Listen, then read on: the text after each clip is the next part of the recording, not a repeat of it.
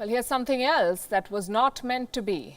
The world wasn't meant to find out how much China is hiding, silencing whistleblowers, withholding crucial information, and then rebranding itself as a global leader in the fight against a pandemic. Unfortunately for the Chinese, it's not playing out according to the script.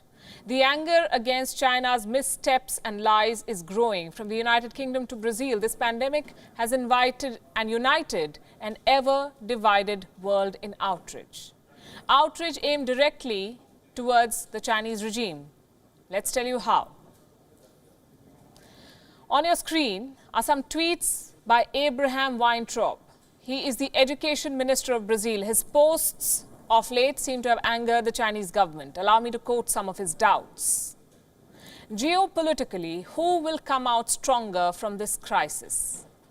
Who in Brazil is allied with this infallible plan for world domination?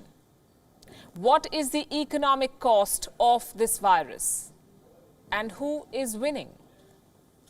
Some very pertinent questions without taking any names. I repeat, he did not take any names. But as they say, only the guilty get offended. The Chinese embassy in Brasilia is up in arms. They say that his tweets are quote-unquote absurd, despicable and highly racist. Racist for imitating Chinese accents in his native language. I do not wish to get into that debate. Brazil, by the way, is not the only country to have angered China. In the United Kingdom, the Foreign Affairs Committee chairman, Tom Tugendhat, has been at the receiving end of China's wrath. Why? Because the committee chairman dared to openly name and shame China for the crisis in the UK. Allow me to quote some excerpts from his statement. As the country of origin, China initially allowed disinformation to spread as quickly as the virus.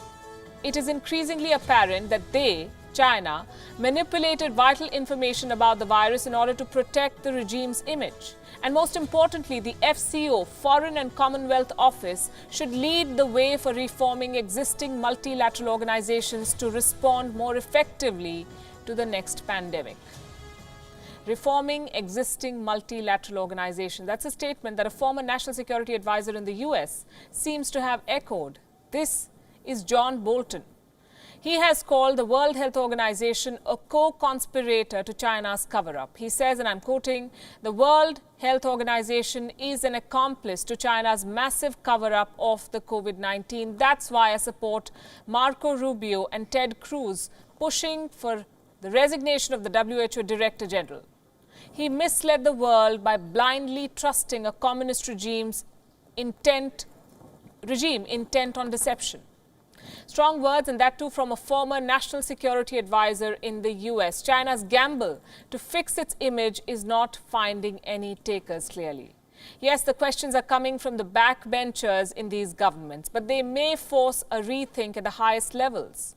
There needs to be an urgent re-evaluation of the WHO leadership and an equally urgent re-evaluation of everything that China is telling us.